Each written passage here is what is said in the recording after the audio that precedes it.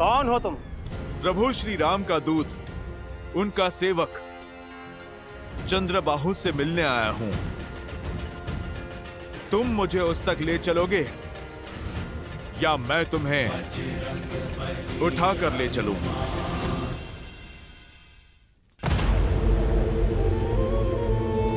आओ वानर, बोलो क्या संदेश लाए हो?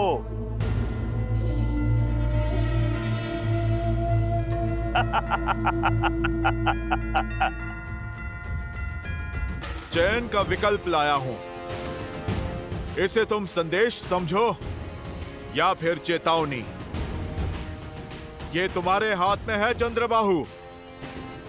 मेरे प्रभु श्री राम का आदेश है, या तो वानर राज सुग्रीव की पुत्री को तुम सम्मान सहित लौटा दो या फिर अपनी मृत्यु के लिए सज्ज हो जाओ। सुना, मुझे स्त्री के सम्मान का पाठ पढ़ाने का आदेश वो दे रहा है जिसने लोगों की बातें सुनकर स्वयं अपनी पत्नी के सम्मान को तार तार किया, उसे त्याग दिया। चंद्रबाहु, जो सत्य मैं आज जानता हूं, कल वो पूरा संसार भी जानेगा कि ये सब तुम्हारे पिता सहस्त्रमुख रावण का किया धरा है।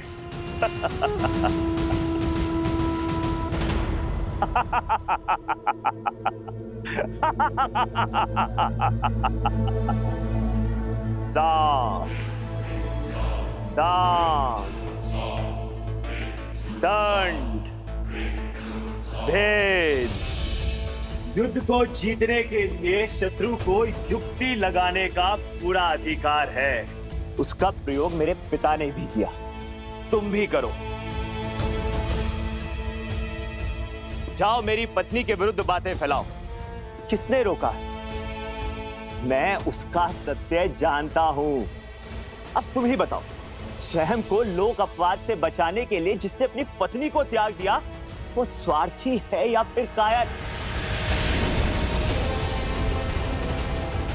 जिसने अपनी पत्नी को मरने के लिए वन में छोड़ दिया, उसको क्या अधिकार है कि वो किसी और की स्त्री या पुत्री को लौटाने का आदेश दे? दुष्ट, तूने मेरे भगवान को पापी कहा है। तू अवसर का नहीं, अंत का पात्र है।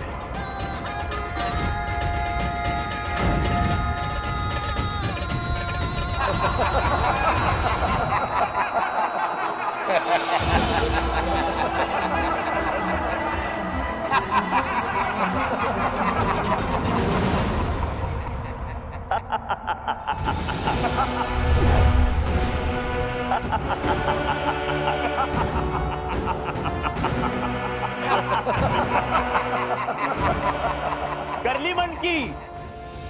अब जाओ और जाकर कह दो अपने राम से कि इस संसार में चंद्रबाहु को मारने वाला कोई नहीं है, क्योंकि मेरी ढाल मेरी पत्नी का पतिव्रत है, और जब तक वो मेरी रक्षा करती रहेगी तब तक मैं अमर रहूंगा।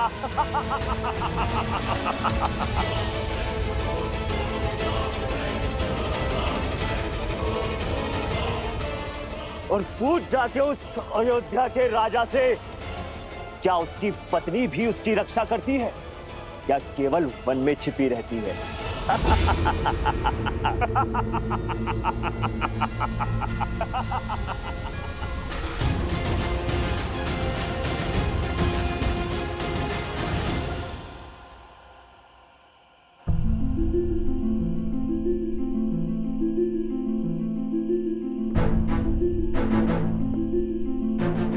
मित्र, मुझे ना राज चाहिए ना संसार, मुझे केवल मेरी पुत्री चाहिए मित्र, केवल मेरी पुत्री।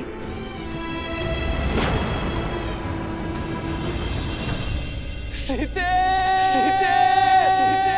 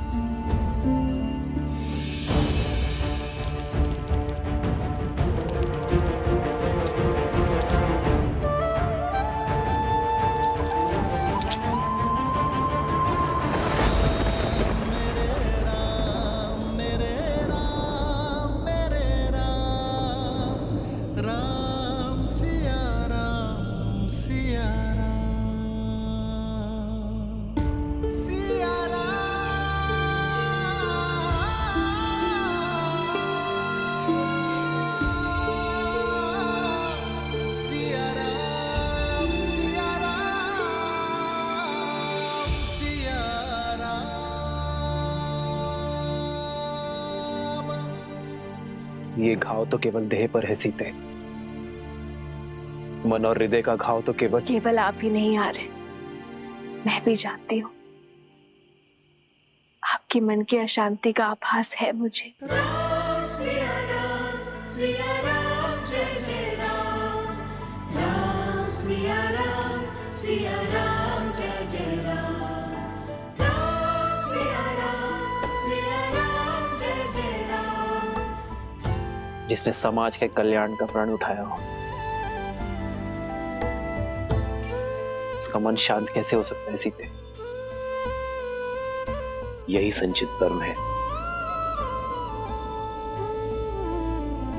हर किसी को काटना पड़ता है।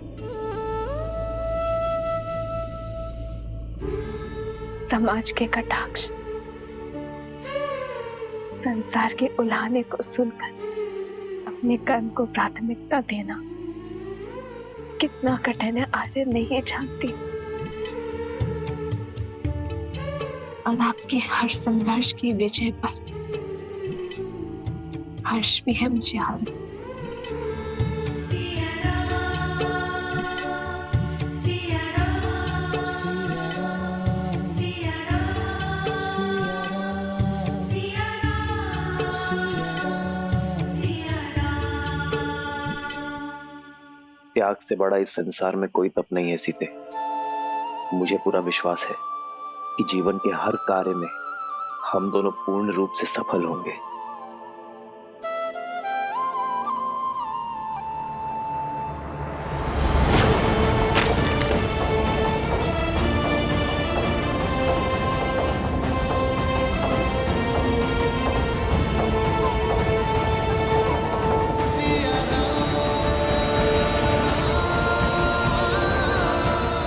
ऐसा क्या है यार जो आपको इतना विचलित कर रहा है? कल भोर होते ही मैं भगवान वाल्मीकि का परामर्श लूंगी, वही मेरी उलझन को सुलझा सकते हैं। राम सिया राम सिया राम। प्रभु, चंद्रबाहु की पराजय उसकी पत्नी में छुपी है, क्योंकि उसका ढाल उसकी पत्नी का पतिव्रता धर्म है। प्रभु, मैंने बहुत प्रयत्न किया, मैं कोई सूचना नहीं जुटा पाया। कल भोर होते ही हम युद्ध का शंखनाद करेंगे। हनुमान, तुम उसकी पत्नी के बारे में जानने का प्रयास करते रहो।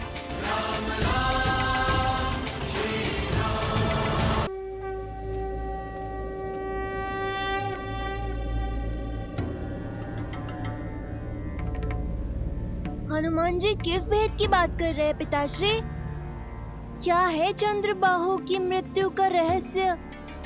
उसकी पत्नी कैसे उसकी रक्षा कर रही है? चंद्रबाहु ने ब्रह्मदेव की घनघोर तपस्या की गणेश, और इस तपस्या के फलस्वरूप उसे मिला एक वरदान। कैसा वरदान?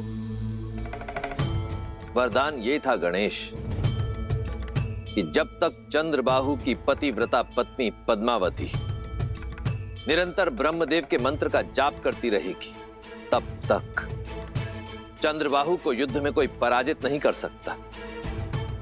इतना ही नहीं, एक और वरदान भी मिला चंद्रबाहु को। एक और वरदान? हाँ, चंद्रदेव ने अपने परम भक्त चंद्रबाहु को वरदान स्वरूप वर्धमान नामक भाला दी, जिसकी शक्ति ये है कि वो जिसे चाहे स्थिर कर सकता है। स्थिर करने की शक्ति? इसका काट क्या है पिताश्री? इसकी काट स्वयं मैं हूं गणेश। आप?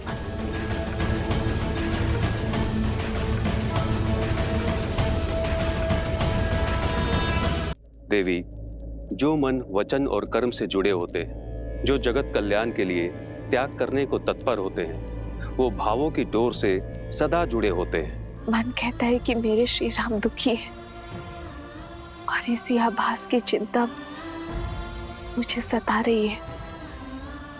अब आप ही बताइए, मैं उनकी सहायता कैसे करूं? मुझे मार्ग दिखाइए प्रभु।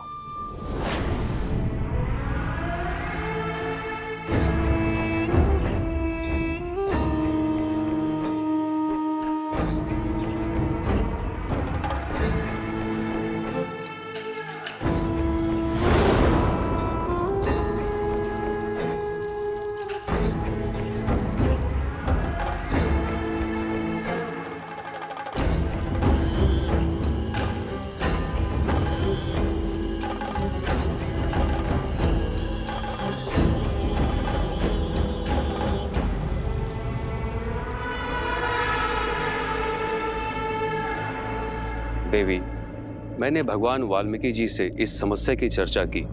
उनकी इच्छा है कि आप इस चिंता से मुक्त होने के लिए फल्गु स्नान का व्रत रखिए। फाल्गु व्रत? हाँ देवी, तनिक कठिन व्रत है।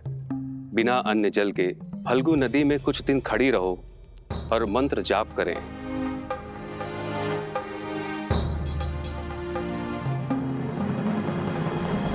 आओ सीता, इस बार कोई भी बल तुम्हें मेरे छल से नहीं बचा सकता।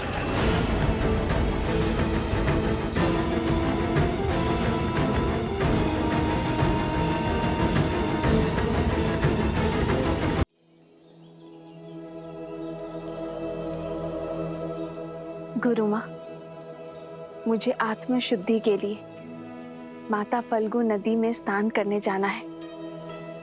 आप मेरे तप की तैयारी करिए। लव, कुश, मुझे कुछ दिन के लिए जाना होगा, मन की शांति के लिए। तुम दोनों कुछ दिन के लिए मेरा वियोग सहन कर लोगे ना? वियोग की क्या आवश्यकता है माता, हम भी आपके साथ चलेंगे। हाँ माता, ले चलिए ना।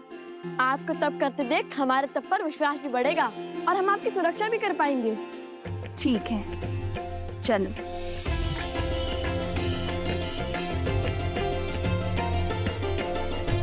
मित्र, हमें सेना की सुविधा के लिए हमें इस सरस्वती नदी के उपनदी पर ही शिविर लगाना चाहिए। फाल्गु नदी भी इसी नदी में आकर मिलती है।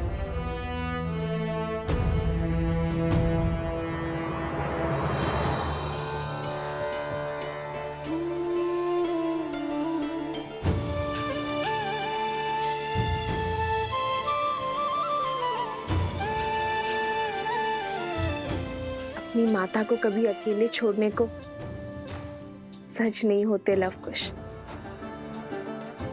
और कितने उत्सुक भी है नई बातों को सीखने और जानने के लिए।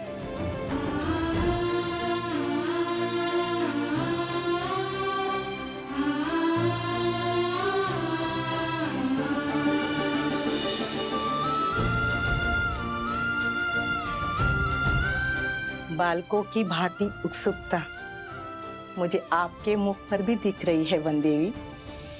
हाँ गुरु माँ, लगता है ये यात्रा जीवन की दिशा और दशा दोनों को मोड़ देगी।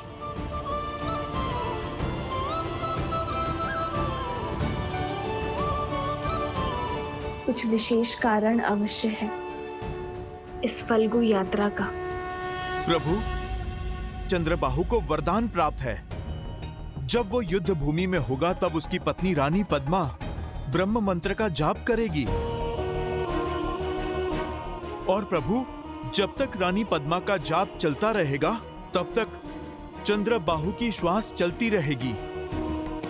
उसे कोई नहीं मार पाएगा।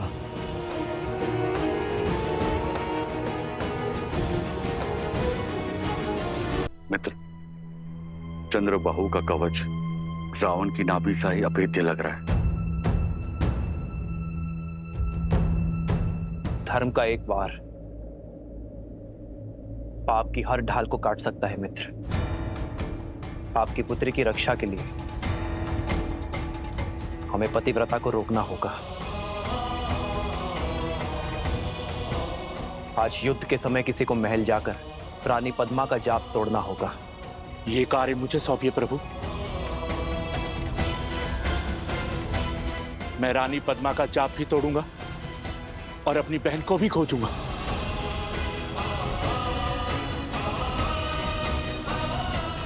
अंगद,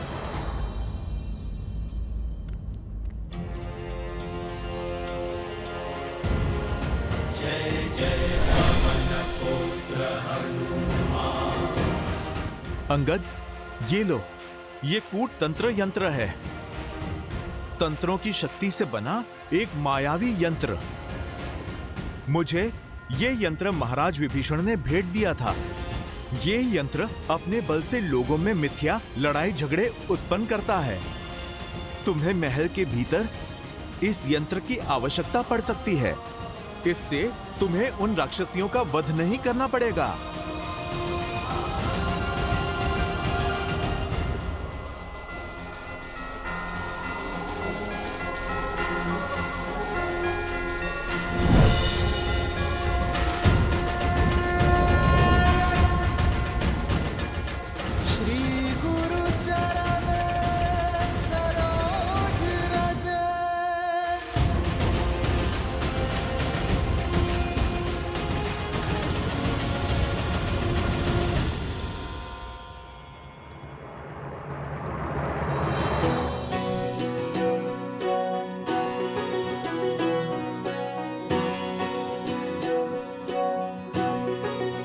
माता ने 3 मित्रों को साथ लाने की अनुमति दी है। कह दो वन देवी को मैं सच हूँ। और मैं भी। वन का मार्ग है, पुष्पों का नहीं, कांटों की डगर है। लौटने तक तो केवल घुटनों तक ही पांव बचेंगे सबके। एक बार फिर सोच लो। कितने भोले हो भ्राता शांडिल्य। लवकुश के होते माता का पग कांटों के डगर में नहीं पड़ेगा। वन देवी है, वन में जाएंगी तो बैलगाड़ी पर। बातें बहुत बड़ी बड़ी बनाते हो कुश। कैसे जाएगी वन देवी बैलगाड़ी में? आश्रम में तो गाड़ी है ही नहीं। नहीं है तो क्या हुआ, बन जाएगी। क्यों, है ना भैया? विचार तो अच्छा है, किंतु ये सोचना होगा कि ये होगा कैसे। और बैल, उसका क्या? आश्रम में तो केवल गाय है। बैल भी क्या लकड़ियों से बनाओगे?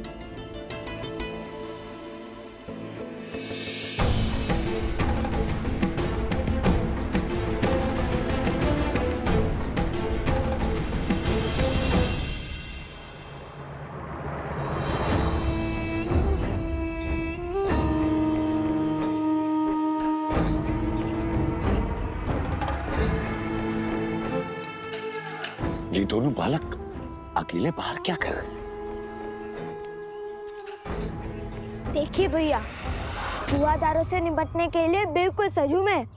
सामने आते ही अंत कर दूंगा उनका। कहाँ खो गए भैया? बैलगाड़ी के विषय में बात करने की क्या आवश्यकता थी? गाड़ी तो भी एक बार को बन जाती। बैल कहाँ से लाएगा इस जंगल में?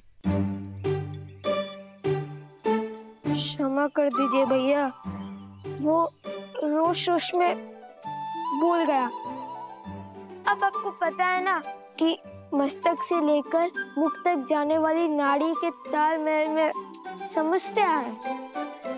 इसलिए मैं पहले बोल देता हूँ और विचार बाद में करता हूँ। लेकिन चिंता मत कीजिए, मैं आंखों में आंसू लेकर माता को कह दूंगा कि मुझसे भूल हो गई। देखना, वो स्वयं ही मना कर देंगी। तो क्या हुए रूपी असुर? नहीं नहीं, धूम्रासुर। हाँ, ये उचित नाम है। तो धूम्रासुर को पराजित करने वाला लव कुमार अपने मुख से निकले वचन झुटलाएगा? नहीं नहीं। भैया, वचन तो मेरे मुख से निकला था। छोटे भाई के मुख से निकले वचनों को निभाना भी बड़े भाई का ही कर्तव्य होता है। आयु और पद के साथ साथ दायित्व भी बढ़ता है।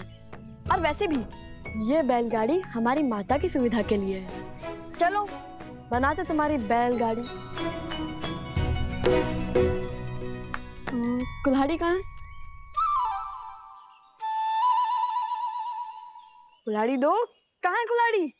वो कुल्हाड़ी पकड़ने के लिए हाथ रिक्त नहीं थे ना भैया। अरे वो वृक्ष कैसे काटेंगे?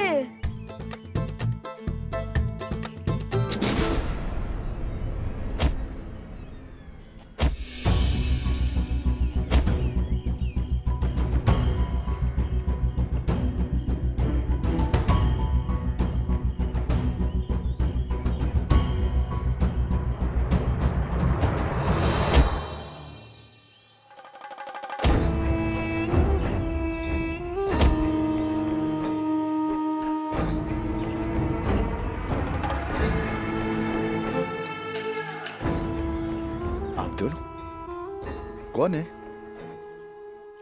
इस घने वन में क्या कर रहे हैं?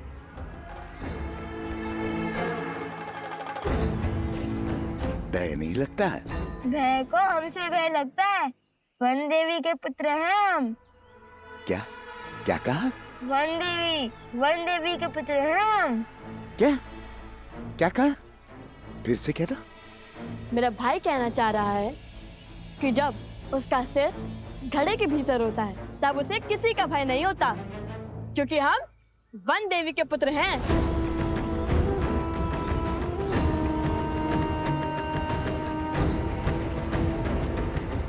वन देवी अर्थात आप दोनों वन के राजकुमार हैं।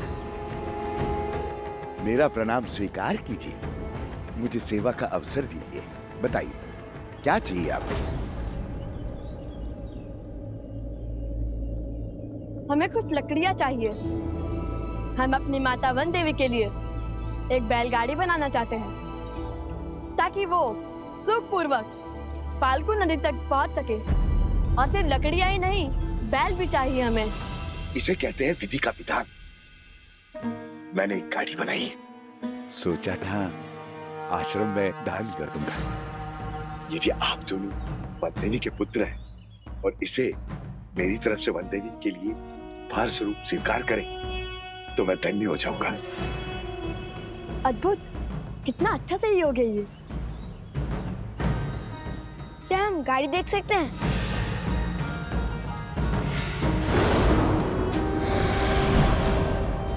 अवश्य अवश्य, नेकी और पूछ पूछ। आइए आइए।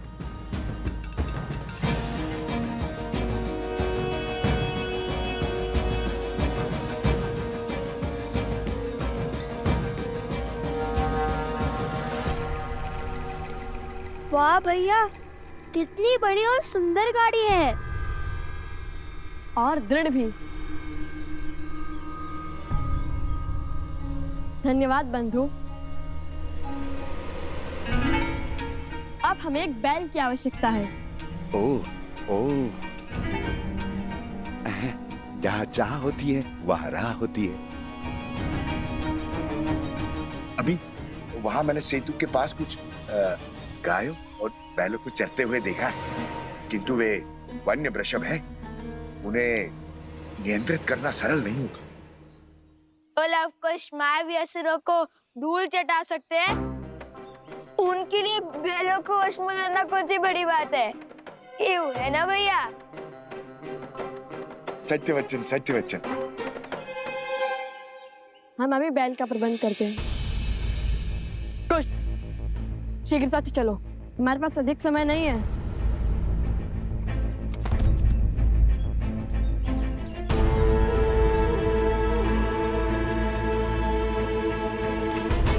जय श्री राम।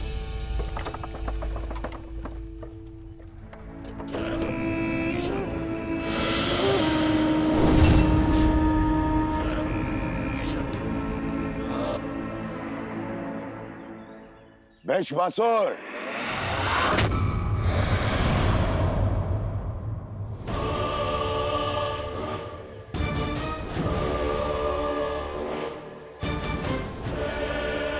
प्रणाम असुर सम्राट। जाओ वैश्वासुर, उन दोनों बालकों को मार दो। और यदि तुमने ये कार्य संपन्न किया तो मथुरा का राज्य तुम्हारा। जाओ आपकी आज्ञा का पालन अवश्य किया जाएगा महाराज।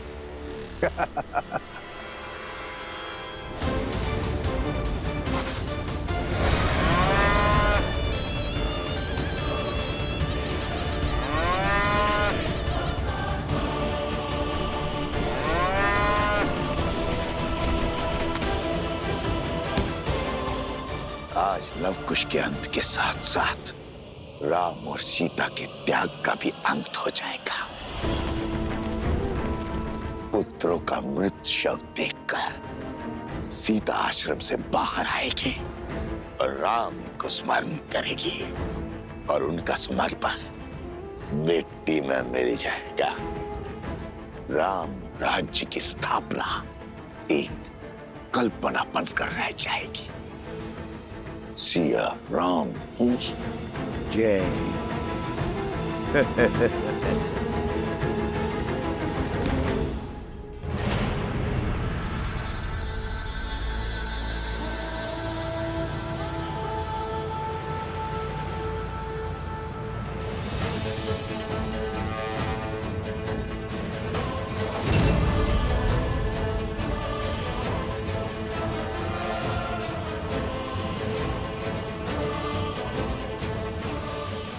आज एक बार फिर अधर्म के अंत के लिए हम सब साथ खड़े हैं। चलिए एक बार फिर उन दुष्ट राक्षसों को धर्म का बल दिखाते हैं।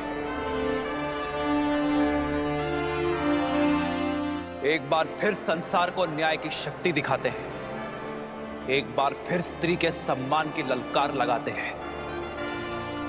एक बार फिर धर्म की जीत का परचम लहराते हैं।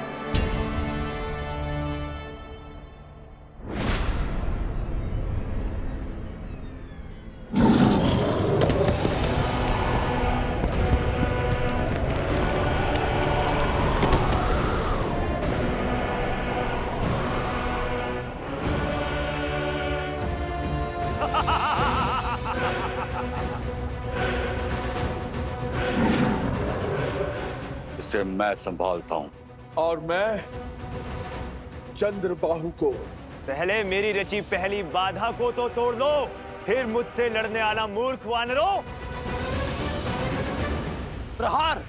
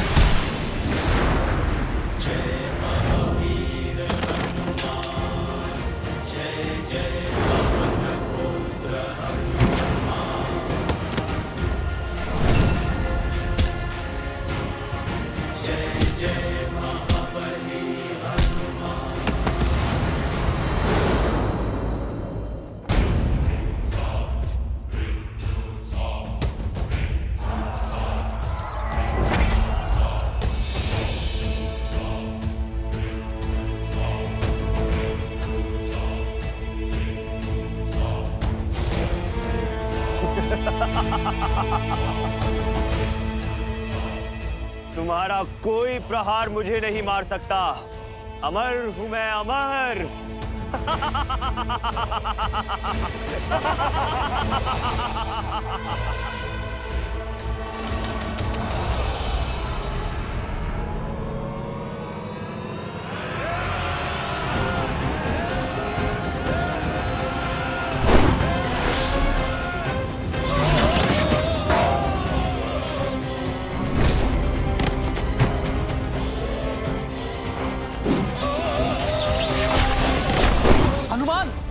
अंगद का कोई संदेश आया? नहीं प्रभु।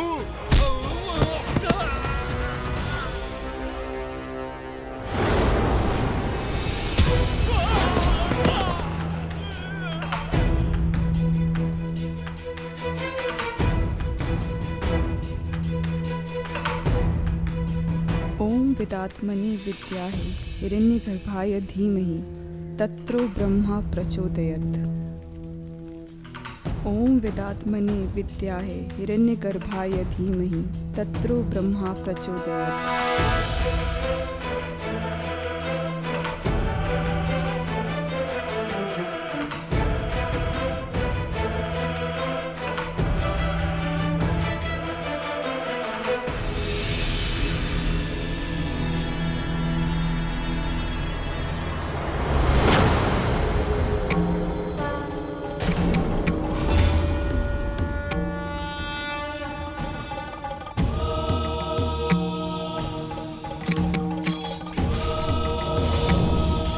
ओम विदात्मने विद्याहि हिरण्यगर्भाय धीमहि तत्रो ब्रह्मा प्रचोदयत्।